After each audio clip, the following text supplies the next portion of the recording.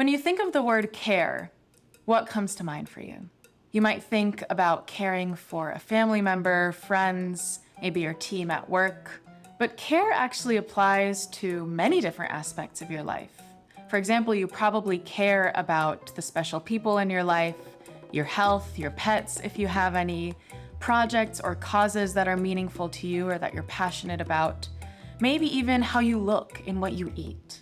And it's when you care about these things that you invest your energy. For example, you might physically offer support to someone or emotionally hold space for a loved one. And that can be a really beautiful and special thing. The problem is, though, is that if you don't manage your energy and your emotions, this genuine care can quickly turn into something called overcare, leaving you feeling drained and unable to fully and truly support not only others, but also yourself. So today we're going to explore the difference between genuine care and overcare. You'll get some greater self-awareness around times when you might be slipping into the state of overcare, and you'll even get a simple tool that you can use anytime, anywhere to shift into that state of genuine balanced care. So let's get to it. You know those times when caring for someone or something leaves you feeling really good, like really energized and fulfilled? Maybe it's after serving a cause or giving back to something that you're really passionate about, or spending some time with a friend who's going through a hard time, or maybe working on a meaningful project in your personal life, something that is like a passion project. And even though you're expending or investing energy, you don't feel drained. In fact, you probably feel even more alive and inspired. And that's what we call genuine balanced care. It's the kind of care that connects us with others even more deeply. It motivates us and inspires us to keep going. It conveys respect not only for others, but most importantly for ourselves. And it's renewing, it's sustainable, and it builds up our sense of resilience. This is the kind of care that's fueled by a sense of love or deeper purpose, and it feels really good. Here's the cool news though, is that balanced care doesn't just feel good. Studies actually show that when we're feeling genuine care and compassion, that actually boosts our immunoglobulin A or IgA levels, which increases our resistance to bacteria and viruses. While on the other hand, emotions like stress, fear, anxiety, sadness, emotions that deplete us and happen when we're in overcare, that reduces our IgA levels, decreases our immunity, and raises our cortisol or stress hormone levels. The thing is, though, that sometimes the same care that can really energize us can cross a line into overcare, leaving us feeling drained, depleted, and overwhelmed. Overcare happens when concern turns into worry, it turns into anxiety or guilt, depleting our energy and making it really hard to make clear decisions, to communicate effectively, and to truly be there and support others. And the thing with overcare is that sometimes a part of us may justify it by believing that the more we worry, the better we are as people, the more effective we are. But in reality, it just drains our energy. For example, caring for a sick relative or an elderly relative, or pouring attention or energy into a meaningful cause can leave us feeling anxious, guilty, and depleted if we're too attached to an outcome, too attached to a way that things will turn out, making it harder for us to let things go. And that can really lead to burnout for us. So a quick way to do a little self-check-in in times where you're not really sure if you're in genuine care or overcare is to pause for a moment and ask, is my care stress producing or stress reducing? And if you find that it's really kind of the former, it's stress producing, then more than likely you're in a state of overcare.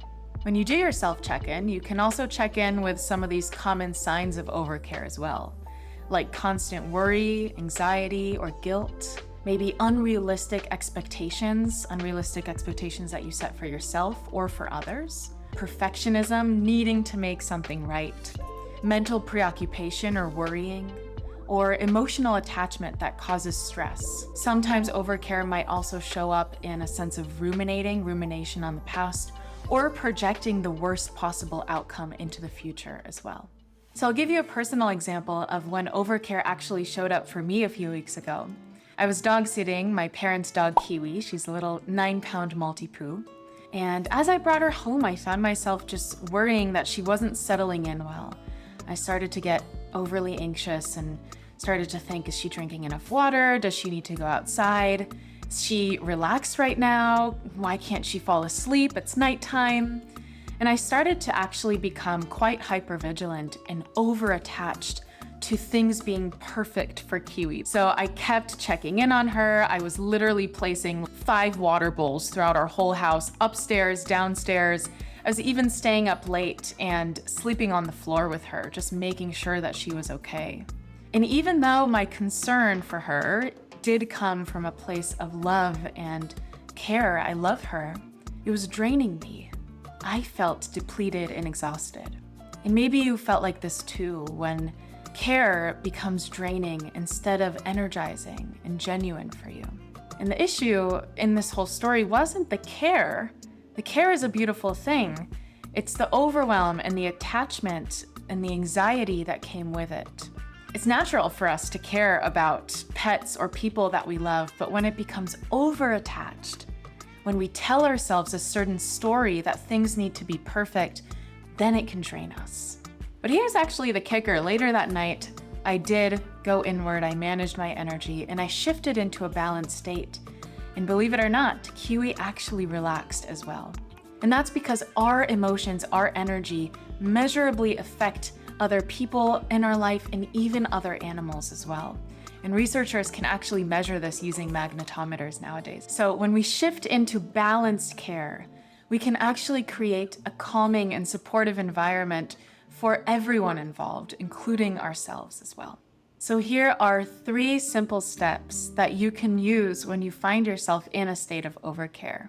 If you notice that you are feeling a little bit of overwhelm, maybe you're over-attached to a certain outcome, or you're just feeling drained, the purpose of this is to help you shift into that state of balanced care. So these 3 steps come from the Institute of Heart Math. They've done over 40 years of peer-reviewed, published research on the science of balanced care, of a state of coherence. And these steps are used by Fortune 500 companies, schools, hospital systems all around the world. Step 1 is to begin by labeling how you're feeling. It's really important to create that sense of self-awareness, to really understand where you're at. Are you experiencing depleting emotions that feel draining for you, like fear, frustration, anxiety, sadness? Or are you feeling renewing emotions, like contentment, ease, appreciation, or love? Once you've taken a moment to label your state, then you'll practice something called heart-focused breathing.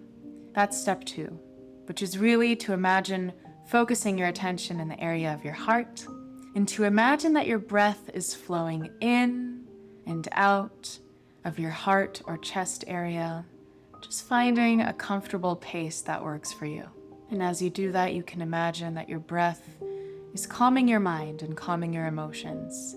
What you're doing by creating this inner space is you're helping yourself access your intuition for even clearer decisions and choices going forward.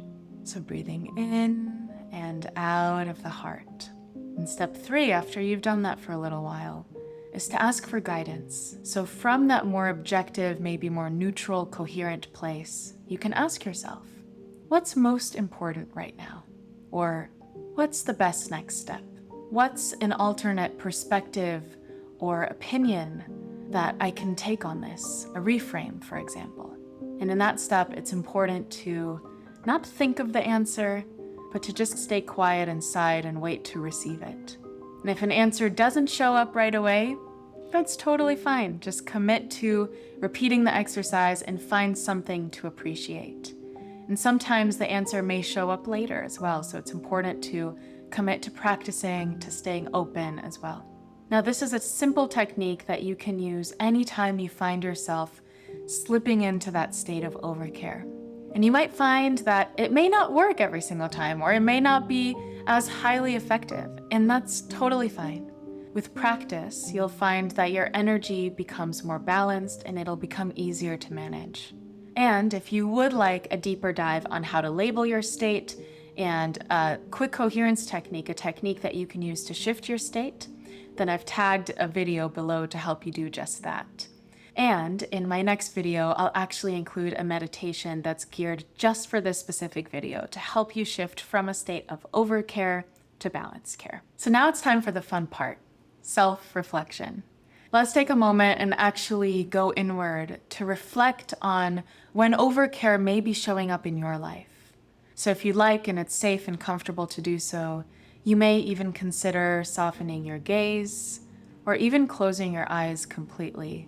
And I invite you to focus your attention in the area of your heart now.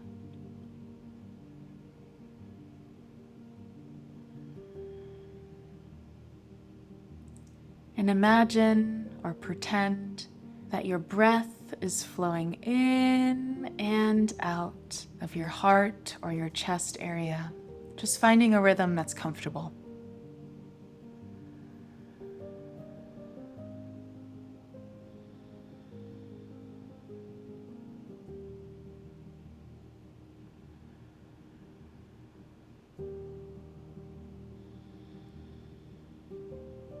And now ask yourself, where in your life might you be in overcare?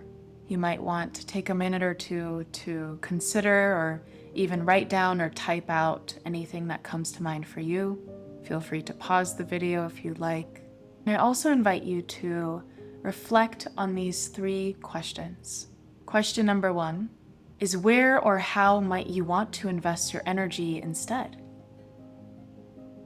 Question number 2 is, what heart quality can you activate in times where you might find that you're in overcare? Maybe like appreciation or compassion. And finally, question number 3 is, what does true, genuine care mean to you? And how does it show up in your life? And I'll include these 3 questions in the description below as well.